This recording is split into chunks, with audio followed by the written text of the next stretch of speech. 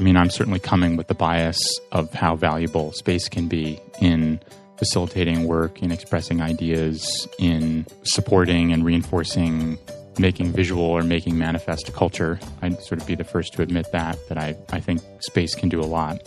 I'm also the first to admit that space can't do it all. That's one of the reasons why BrightSpot's approach has been really valuable to people. Is we come in and we talk to people about the spaces people are in, the kind of services that are offered in those spaces, and then how people are organized.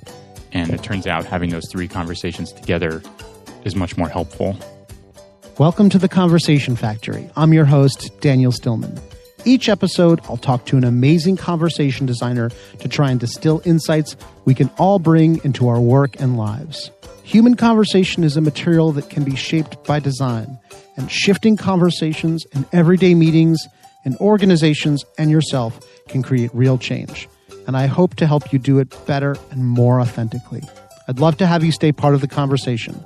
Head over to theconversationfactory.com to sign up for my newsletter and never miss an episode. That's theconversationfactory.com. I'd also love for you to be part of the show.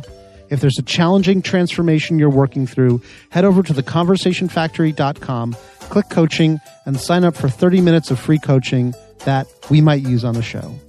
Head over to theconversationfactory.com, hit coaching, and let me know what conversations you need help redesigning. Enjoy the episode.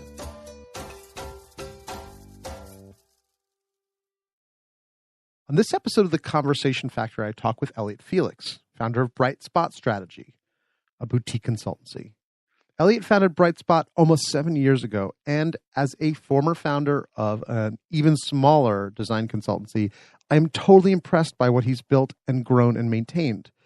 Elliot has a background in architecture, which I tease him about. I mean, only an architect uses sightline in a sentence. And the thing is, different types of designers talk about and see the world differently. We manage different materials. I studied industrial design. And so often I look at an idea and think, can this be made at scale? Even if it's a service, I break it down and see if it can be manufactured, reproduced. This tendency can annoy people. It's been recently suggested to me that when people tell me about their ideas, I should just say, that sounds fun, and leave it at that. Elliot was kind enough to do our episode on-site at BrightSpot's offices in the financial district here in NYC, and we walked around chatting about various artifacts in his office. And as we did so, Elliot's love of space as a primary material of design was clear. As he says in the opening quote, the right space can facilitate work, help express ideas, and can support, reinforce, or make culture manifest. I've seen this in my own facilitation work. I can't tell you how many times I've seen a group I'm working with get stuck in a rut, literally because they've run out of wall space to work with. Just giving them a new wall to work on, gave them a new space to have a conversation in, got them unstuck. Walls help make work visible, and when work is visible, we can have a more productive conversation. Without it, we slow down. Designing the space work takes place in is conversation design. Change the space, change the conversation. At BrightSpot, they frame challenges as a 3 conversation checklist to have: to examine the spaces people are in, the services offered in those spaces, and how people are organized in that space.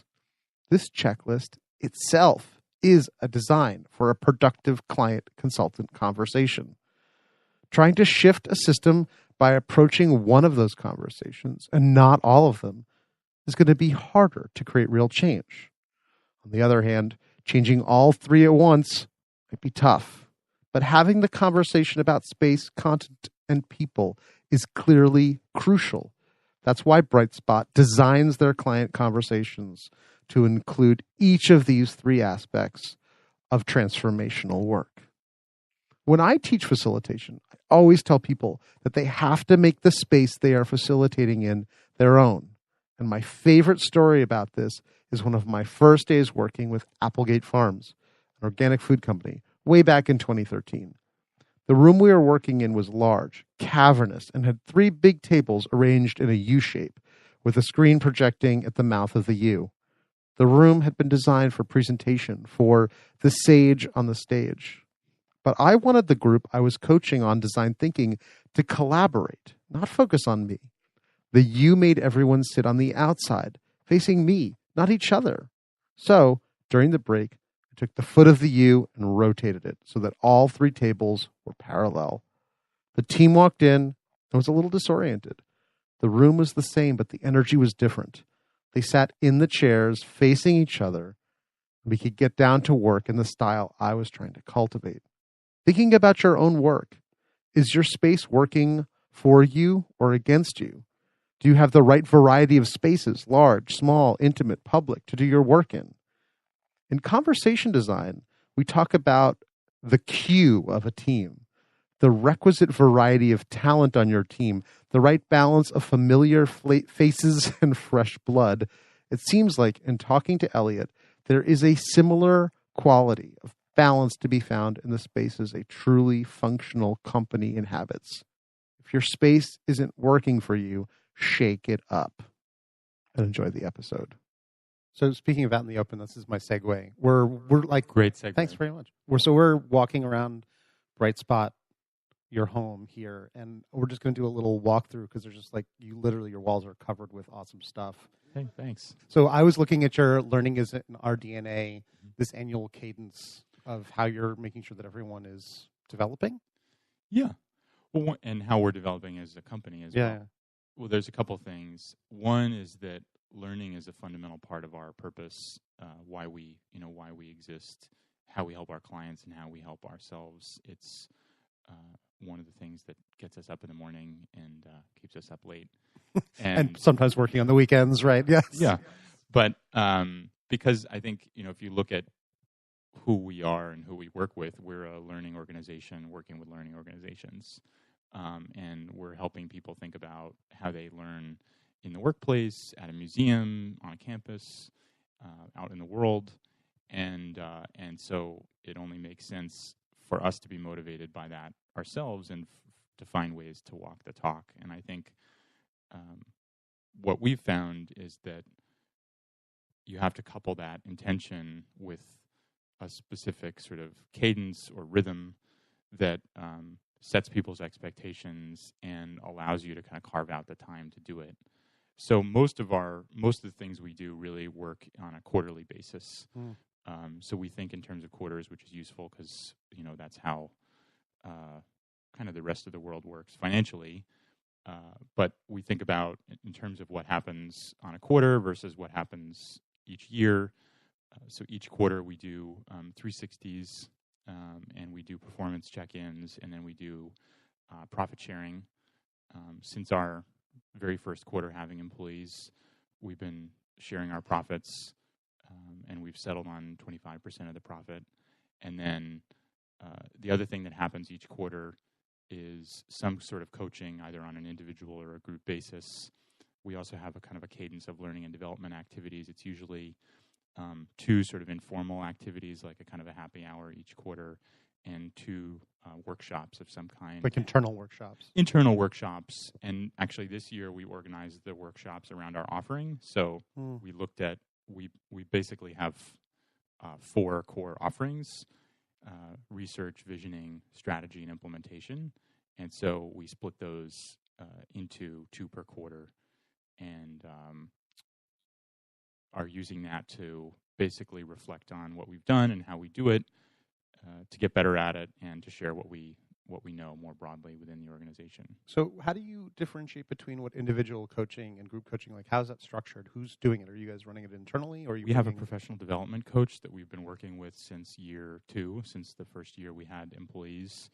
And the individual coaching is self-directed. So it's basically to backtrack for a second, we were talking about what we do as a company every quarter. There are also some things we do every year. We go on an annual trip, which is a way to learn and bond and spend some time off-site. We also create an annual business plan with a set of goals, usually 3 to 5 goals, big things we're trying to achieve as a company. And then people set their own goals for the year that ladder up to those business goals. And the reason I backtracked is that the individual coaching is very much driven by those goals. So what are you trying to do? What are you trying to accomplish this year? How are you trying to grow? And so individual coaching is opt-in. I want to talk about how I'm improving my presentation skills, or I want to talk about how I'm improving my analytical skills, or I want to... The topics are opt-in, but... the participation okay, cool. on an individual basis is opt-in, and the topics are driven by your goals, which don't come out of nowhere. They come out of our annual and quarterly review process, consulting with your manager, thinking about you and your own strengths and development areas. And so, people initiate a session. We have a kind of a pool of sessions. And then the group coaching is by level, because one of the things we really tried to do is create peer groups so people can help themselves and help each other, and say, I've been having, such and such a problem with this client. Anybody else dealt with this? Or how did you, so the peer groups meet twice a year with a coach and facilitator to kind of talk about common challenges or concerns or ideas or kind of reflection. And then that sort of paves the way for that group to meet regularly. They'll generally go out maybe once a month or every 6 weeks to kind of touch base. I have to say, like, for a boutique consultancy, if that's like a word, I don't know if you like that word. You may hate that word. That's fine. It's actually kind of stunning how much you guys invest in yourselves. Some of the boutique consultancies that I've worked for don't give this much to their people. That's a pretty amazing level of commitment you're showing. Well, thanks. I think the challenge is always how to get that balance right, in terms of what we invest in ourselves versus how we keep delivering great work for our clients. Sure, which is why you're here. Yeah, and we definitely don't have it all figured out. We're constantly... I mean, this diagram just doesn't make it all work. Yeah, once you draw it, then that's pretty much the hard part. It's pretty much fixed. Yeah. Well, because that goes to the better diagramming of our ideas. Obviously, we can, once you diagram your ideas, obviously they're perfect. Yeah, that's usually how it happens. Usually on the first try, also. Totally. Can I just ask you, what's the bell for? Oh, the bell is for when something awesome happens, which is when winning a project, or a new person starting, or a new person having what we call a bright spot anniversary, which is like each year of their being here. Yeah, you have there's actually a whole grid of bright spot anniversaries and actual birthdays. Yeah, for people here, that's pretty handy. It is. I think it needs updating.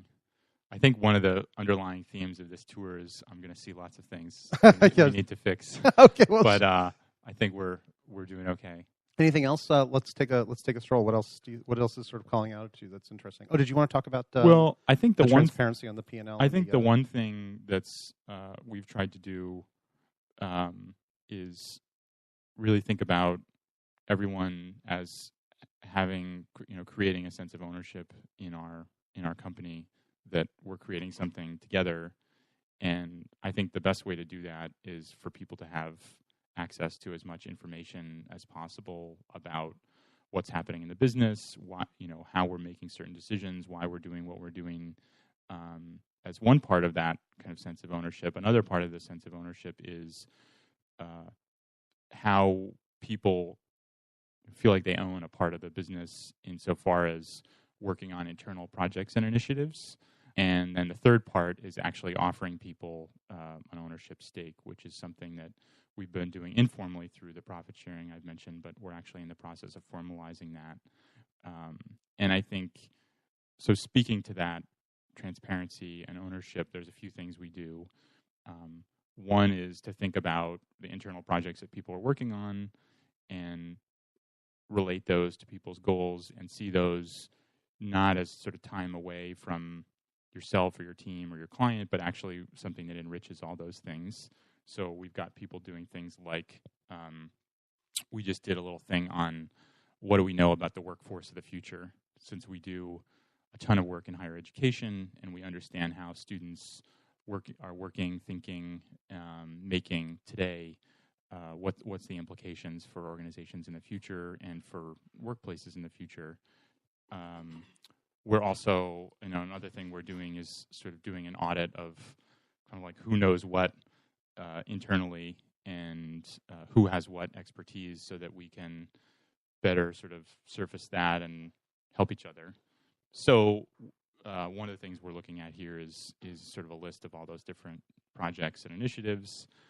The other thing we're looking at is our dashboard with metrics that we track each quarter, things like revenue, profit, cash flow, and we have a quarterly survey that we use to understand people's satisfaction with the overall experience of the company, our space, our technology, our vision, our people, and then our client satisfaction as well. We have a client satisfaction survey we use at the end of every engagement, and then we do a debrief after every project where we ask ourselves a few simple questions about what went well, what didn't, what value we created, what we do differently or the same. We also, on the kind of transparency front, we also have a transparent salary ladder that's by level, so everyone doesn't know what everyone else makes, but it's kind of bracketed by level, so you have a sense of, you have a sense of what the landscape looks like and what you're working toward, and it helps build in. It helps us guard against things like inequity of pay by gender or other other factors. So this is all. Oh, by the way, that's the church. One of the churches that we're surrounded by, which I think we should be able to get a little of that. One of the things that's really interesting to me about this idea of design is that everything we're looking at is by design, right? You have designed how your organization is going to work, and you're practicing what you consult, right? We are. I think we're very conscious of how we work as a company, how we grow as a company, how we help our clients, how we help their stakeholders, whether they're employees in the workplace or visitors at a museum or students on a campus. And I think design is a big part of that because we have an intention. We try things out. Some things don't work. Some things work really well. Yeah, so like this is a lab for you guys in a way. And then we're learning, sometimes, there's definitely such a thing as over-design. Yes. And tell me, in what way? Like, is there something where you're like, wow, we need to step back on? Well, I think we're driven to be thoughtful, be rigorous, reflective, and I think we apply that to pretty much everything we do. Yes. And if you're trying to create a company that's awesome and sets an example, that can get tiring at times. Right. And you can overthink things and you can get in your own way. So I think historically our biggest challenge has been focus because there's so many things we want to do for ourselves and for our clients, and there's only so much time in which to do it well. So company parties get over-designed is what I'm hearing. Somebody puts way too much thought into the snacks. We put a lot of thought into everything, and it's a tricky balance. And it's funny when we were meeting with potential contractors for our space, we talked to one of them, and he was talking about how when you have people that are kind of committed to craft, that's something that they can't turn off. If people want to do good work, you can't come up to them and say, do just this, we have to lower our price, so just do a slightly less good job, cutting that piece of trim or nailing it in place. Like, people want to cut it the right way. They want to nail it the right way. Yes. And I think design strategy and the way we work and how we help people has a similar kind of ethos. So, we want to do it the best and most thoughtful way. So it's tough to turn that off. I understand. So I think the key is is generally, since you can't really impact or reduce quality, you kind of have to mind the quantity and sort of scope what you're thinking about at any given time, which is one of the lessons we learned about growth. So that's why one of the things we try and do is sort of stage our growth in terms of vertical versus horizontal years. Because I think one of the things we've noticed is as you grow, two things happen. One is it presents, you bring on people with new skills, the market evolves. That means you can maybe you can sort of evolve the offering. Maybe you're offering different services or offering the same thing in new ways. And that means you may also be changing how you operate. And at the same time, so we kind of see that as one axis, and then we see headcount or scale of organization, revenue, whatever it might be, as the other axis. That's horizontal. One's vertical, one's horizontal. And so what we found is that it's really helpful to just change one of those at a time. So what we try and do is have vertical years where we try and keep the work more or less the same, and then add more people to the organization. And that seems like that'd be a hard them. thing to control, right? Like not increasing headcount on alternate years. Well, so far we've been pretty consistent. I mean, it's not like things are perfectly vertical or perfectly horizontal. Yeah. Like we'll add a few people this year that will enable other people to get promoted. Yeah. I think the virtue of the focusing on kind of scale one year and then like evolution the other is that people can be a little bit more grounded. Yeah. I think one thing I've learned as a leader is that like if too many things are in flux, even if you have a whole bunch of people that are quite comfortable with ambiguity and great on their feet and open to change, which we have, even that is sort of destabilizing. So people need to know like what's fixed and what's flexible. Yeah. And that really helps. It really helps to focus. And I think if you change too many things at one time, people can't follow you. Yeah, totally. Or they can't see where you're going. I just watched a West Wing episode. I've been trying to cultivate an alternate reality by rewatching the West Wing. You should watch Men in the High Castle instead. That's another alternate reality to enjoy. All right, I'll check that out. But there's a scene when around the time when Bartlett calls the Republican majority leader's bluff and shuts down the government, and the vice president says something to the effect of, what they call a leader with no followers, just a guy taking a walk. That's hilarious. Speaking of which, you want to show me something else? Yeah, hey, great, another great segue. We're getting better at these. Sure, you can take the lead. Okay, I'll follow you with a cable. Yet another pun intended. All right. Actually, there was one. Okay, oh, yeah, no, next? yeah. Well, anything you want to point out? I was looking at your Kanban board over here because I'm a big fan. Yes. So one of the things we try and do is make our work visible so that you have a greater sense of what's going on, what's happening. More people can weigh in. You can see connections. You can solve problems, and you kind of get it out of off your screen and out into the world. And we do that in different ways. Most projects, internal or external, have some kind of board that we use, and we can almost everything in our office can be moved around and reconfigured. And we've been here a year, and we've already changed things quite a bit. We probably change something like every month, but again, this is the problem of having designers around. Exactly. Now, do you think your background as an architect gives you different perspectives on this work? Well, it's certainly. I'm certainly coming with the bias of how valuable space can be in facilitating work, in expressing ideas, in supporting and reinforcing and making visual or making manifest a culture. So I'd sort of be the first to admit that I think space can do a lot. I'm also the first to admit that space can't do it all, and I think that's one of the reasons why BrightSpot's approach has been really valuable to people, is that we come in and we talk to people about the spaces people are in, the kind of services that are offered in those spaces, and then how people are organized. And it turns out having those three conversations together is much more helpful. Yeah, I'm looking at a board here that says spaces and programs. And Curricular, programs. yeah, curricular and co-curricular. So it's not just, it's not just space, it's not just the container. It's like, what are the activities that are going on? And then how are those supported with services, with staffing, with expertise, with technologies?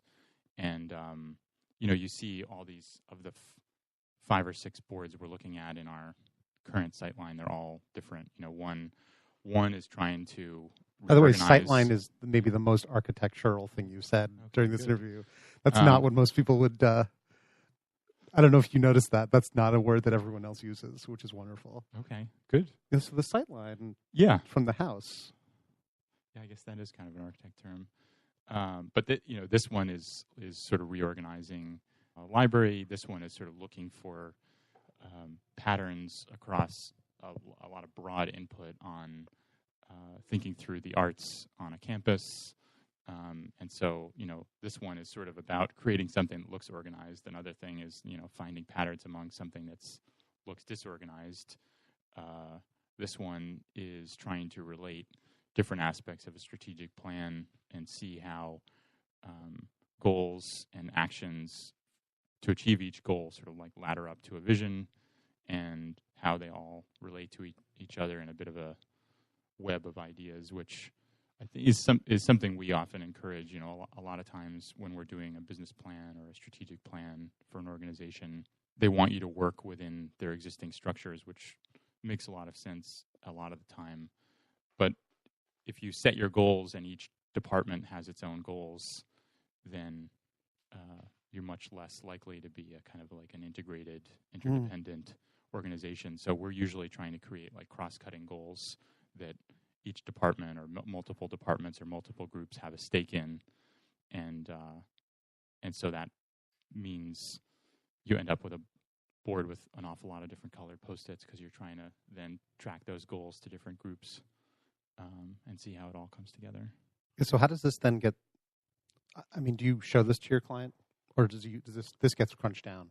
Like this is your internal thinking. This is more internal, and it gets. I mean, we might show them a picture of the process so they know that yes, we looked at everything they said, and here's how we made sense of it. But I think we focus more on the distilled, clear version. Yeah. I think there's sometimes it's useful to sort of see how the sausage is made because it helps you understand why things are the way they are. But I think sometimes it's like distracting. Yeah. But we're very, we're one of our cornerstones of our process is very much co-creating things with the client because really for 2 reasons. One is there's some kind of organizational change embedded in all our projects. Even if people are just trying to change their space, they're also trying to change how they work in it.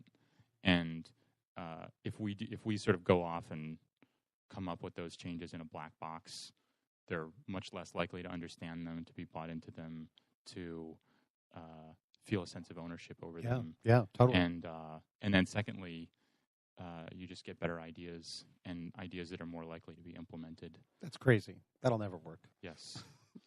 Well, sometimes. Sometimes. Yeah. I was thinking that we might pop into the nest now. That sounds great. Okay. That sounds great.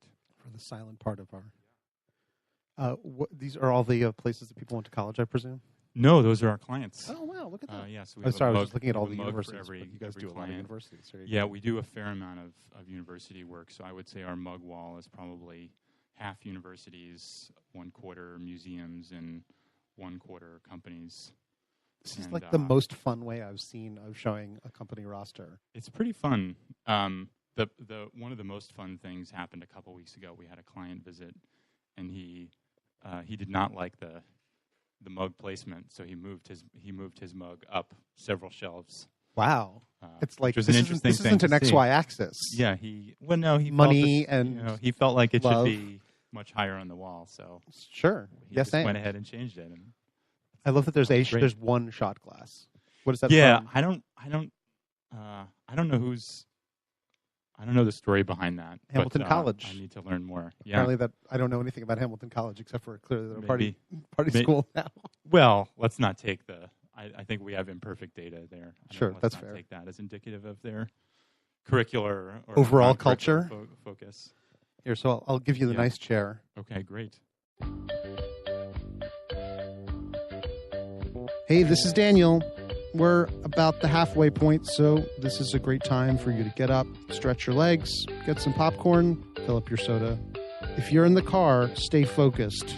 If you have your hands free, this is also a great moment to head over to the conversationfactory.com to sign up for the newsletter.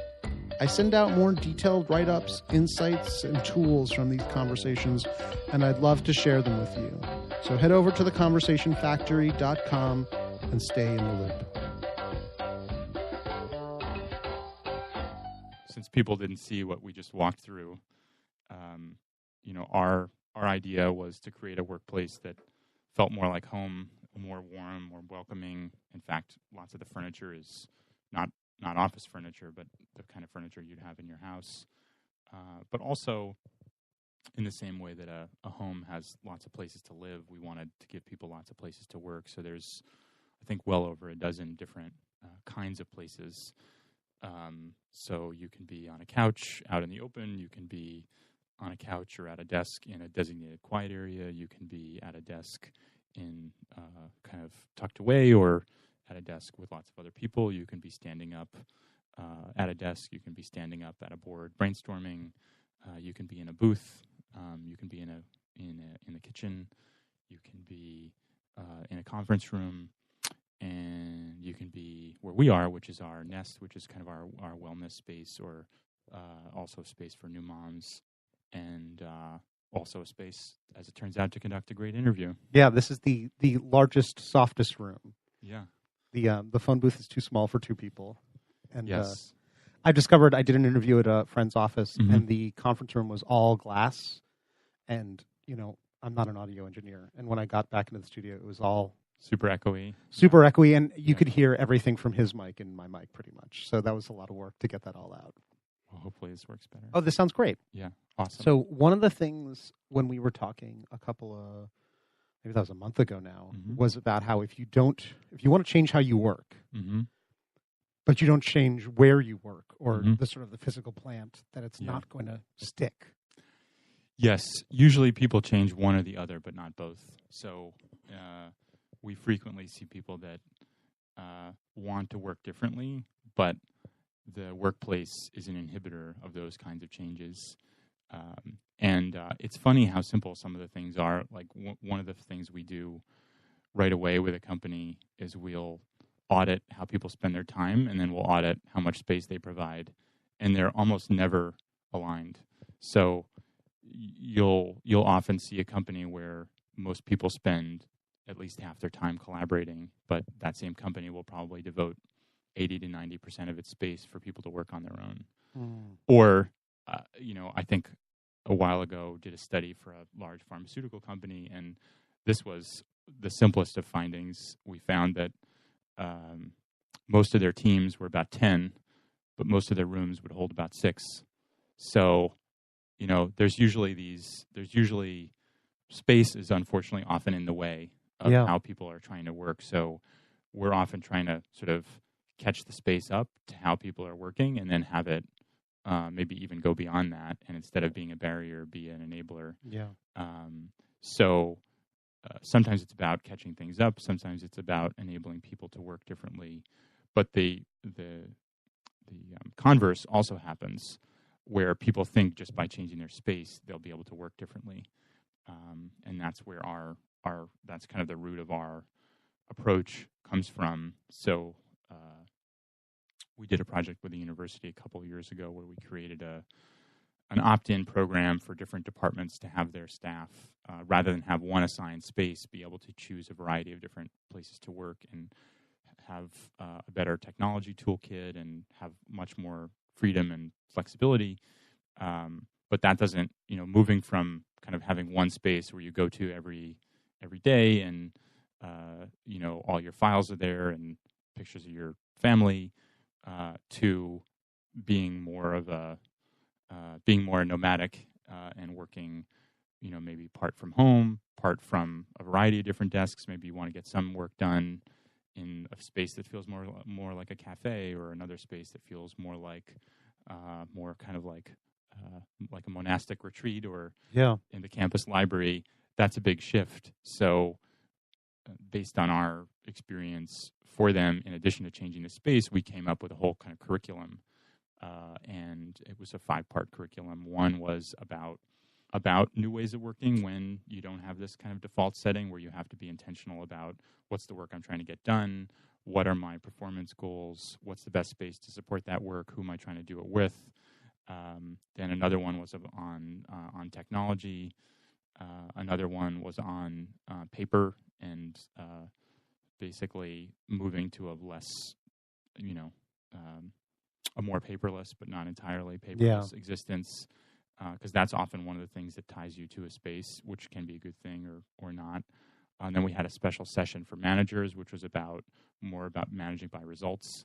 A lot of people sort of feel like they get an intuitive sense of how hard people are working or how productive they are just by sort of visually surveying the office. Yeah. And as soon as you give people more choice in where and how they work, all of a sudden that visual survey, if it was ever valid, which could be argued, is certainly much less valid and maybe faulty. So you can literally walk around your office and you can see the work made visible, right? That's what we were talking about. But yeah, but if you're using that as your kind of key performance indicator for who's productive, you're missing a lot of the picture. So you need to have other kinds of performance measures. You need to have other ways of seeing who's getting what done, other than are they sitting next to me? And then we had another thing that was really about the defining the norms and the protocols for how collectively people want to use spaces, because often that's one of the big sort of points of friction or tensions in the workplace is, somebody thinks a behavior is okay and somebody else thinks it's not, and that may go unsaid for a while, or it may become said and create conflict. And much better to just agree on how sort of what's in and out of bounds. We're going to erase whiteboards. We're going to have speakerphones at our desk or not. We're going to do video in the open. So how do you co-create do you apply co-creation to these processes? Yeah, that's the best way to create norms is to have people that are in the space create them and then find a way of memorably communicating them. When we did the norms for our office, one of the kind of taglines that surfaced pretty organically was, somebody was mentioning, we really want people to kind of, it's no one's job to clean up for anyone else, so people need to clean up after themselves. And somebody was saying, that's kind of like the leave no trace philosophy when you're camping or hiking. Sure. And so that, leave no trace became one of our phrases, and it's posted around in meeting rooms and stuff, as a visual reminder that wipe down the whiteboard, put away your trash, whatever it is. How does that scale? And you guys are exceptionally well. But you guys are at a level where osmotic communication is very easy. Yeah. Right? And these sorts of conversations are not a challenge. Like when you're talking about you could do that with any team. We in fact, we worked with a large tech company and we created a norms development kind of toolkit and process for them. So it's like, here's a 6-week, it's not like you're working 6 weeks continuously, but here's the process. Okay, there's a diagnostic to understand what the pain points are. Then there's a workshop to sort of focus on a few of those things and come up with collectively what you see as the solution. Then you create some collateral to make that visible, which could be a poster, could be a postcard, could be just something that's a flyer that's posted in every room. Then there's living with them, and maybe after a month saying, okay, how is this working? Probably the most popular one is creating norms around how and when and why you interrupt each other, particularly in an open plan environment. And it could be as simple as headphones on equals fuck off. Yeah. I think we would say it. Sure. A little more tactfully, but that definitely gets the point across. Yeah. or it could be more complicated than that. So it could be, don't bother me only if I'm in this room, but otherwise it's fair game. Or, some places people actually have like a red and green flag or indicator, or like the kind of revolving sushi thing. You flip the thing over. What's so interesting to this for me is, again, this idea of design being about intentionality. When I look around, everything has been designed, right? Either intentionally or unintentionally. And it sounds like what you're doing is facilitating intentional conversations about how people are going to have conversations at work. Yeah. Not to be too meta, but no, that's exactly what it is to get people to be to be more intentional about how they work and and how they use the spaces to help them support that work. So, one intention, for instance, about your work might be around like how you communicate or how you measure performance, back to what we were just talking about, or it might be about how you use certain spaces, or it might be about, where and how you spend your time and how that's a kind of symbolic thing. For instance, one of the things that happens quite a bit is organizations they'll say, we want people to have more like informal interactions, and, every decision doesn't need to get made in a meeting that was booked, 3 weeks ago with an 8-point agenda. A lot of these things, people could just talk to each other and they could have a quick conversation. And so they create lots of informal spaces, but nobody goes in them because somewhere somebody has the perception that, if you're on the couch, you're not working. Or, you're on the couch with a laptop, you're checking Facebook.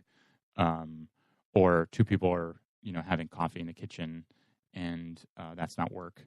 So much of this is also about like symbolism and communication and making sure that that's okay. That's certainly something that I'm like hyper conscious or self-conscious about in terms of how I use our space, to be sure I'm like reinforcing and not contradicting our culture in the way we want things to be used. So for instance, I'm religious about, if someone's in our study, which is our quiet heads down space, like, unless something's on fire, I'm not going to go in there and interrupt somebody. That's like sacrosanct. Because I think if I start doing that, then everybody's going to do it. Yeah. So in a way, like, you see yourself as you are obviously the leader, but you want to lead by example. I do. And I also feel like whether or not you're intentional about that, that's what's happening. I think organizations start out, and the founder's personality is kind of a proxy for the culture. And I think naturally, as it grows in scale and maturity, those things can diverge a bit. And that early sort of like personality can be a part of the culture, but you bring more people on, they have their own ideas, their own beliefs, their own backgrounds. You have a common thread in terms of like your shared purpose and values, but like things do evolve a little bit. But I think there's always a part of that. And, one thing for about 2 years now, we've had an advisory board that are a handful of people that we know well and trust, and they can give us advice and hold us accountable, and in particular hold me accountable. And one of the things they're often quick to point out is when one of my sort of personal idiosyncrasies, or let's call it a flaw, gets scaled to the size of our organization, and people like take that on. Is there a specific example? Well, our most recent board check-in, they talked about kind of over apropos of our conversation earlier. They talked about like some over-analysis and some overthinking. Yeah. And so I'm working on that. But I think as a leader, you have to be very intentional about what example you're setting, and intentional about what aspects of your personality you actually want to transfer into the culture versus where it should diverge and be more independent and kind of take on a life of its own. Well, it sounds like what you're doing with your clients is trying to help them co-create what's authentic to themselves. For sure. And so, are there blocks to doing that here? Because that's where, if it's not going to just be your quirk scaling to the organization, it's going to be the immersion culture of everyone else saying what it is. I mean, our biggest barriers are focus and time. Choosing our battles and having enough time to fight them. Pardon the militaristic analogy, but what would be a different word than battles? Than battles and fighting. I don't know. Choose where we want to learn or how we want to grow. I think we can define and steward and shape our culture relatively well. I think the inhibitors are just, how frequently can you get the whole company together and say, like, how is this going, or how are we doing, or are we really like living up to our values? And I think that actually that goes back to our earlier conversation about sort of like cadence and getting people in the business in a rhythm. that annual diagram. And that's why. So we meet twice a year. For me, the sort of the most important milestones, we meet twice a year in person with our advisory board, and that's, if nothing else, it's a great chance for some forced reflection about how we're doing. We generally, the way it works is the morning we spend as a company, the afternoon is just with our management team, and then at the end of the day, it's kind of a debrief with me, and then usually there's a dinner or something, and or the dinner might be the night before, which is actually, in a way, the dinner is the most important meeting. Kind of like whenever we do an interview, like it's the social time where we invite the whole office to like meet the candidate after the interview. That's the actual interview. Yeah. Well, why is that? Why is that the most important part of the advisory experience, do you think?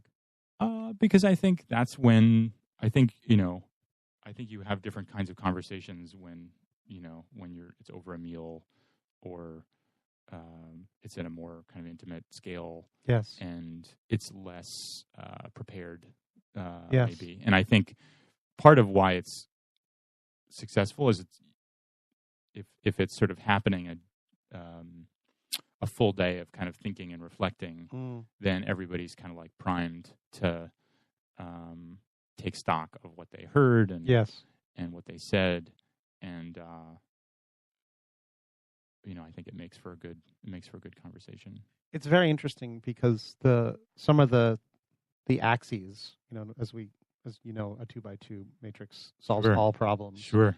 I think about size and amount of structure, and it seems like having a balance of small structured, big structured, small unstructured. Yeah. These are when I'm thinking about all the spaces in this space, there are ones that are small, where this is a small space where we can have an intimate conversation. There are larger spaces where we can have a more structured conversation. There's also large spaces where you have your kitchen, where that is for like a large unstructured conversation. Yeah, I think that's a really useful way of thinking about it, because I think you need a strategy for all four of those boxes, and you can't just be in one. And as an example, one of the things that we've learned as we've grown is what are the conversations we need to have as a whole group versus what are the conversations we can have as a subgroup, which to me is that is a perfect example of that sort of scale and structure. And every time we get the whole company together, A, that's like logistically impossible because we travel a lot. Yes. And B, that's incredibly like time intensive. So we really have to make those count. And I used to kind of default to that as our like default way of talking about important things. And it's only recently that I've learned that that's not really a good idea or practical. You just get everyone together to talk all of yeah. So we really have to, we have to be pretty targeted in how we do that. And one thing we've done to complement that talking about structure and scale, we have a management team that has a kind of a rep for each level within the company in it. So we're starting to move more conversations to that venue where kind of a somewhat informally elected rep we can sort of put the onus on those people to go out and get input from their colleagues. Yes. And then we can decide things, as 6 people instead of as 20 people or whatever. So it's that's been really useful. But I think sort of thinking about like how much structure and what's the right scale is a really nice. I'm going to think more about that. Well, I mean, one of the things that I've been thinking a lot about is is structure for myself, and also lack of structure for myself. Yeah, like making sure that there's time for that. Yeah, well, and what's the minimum viable? Like, what's the minimum viable structure?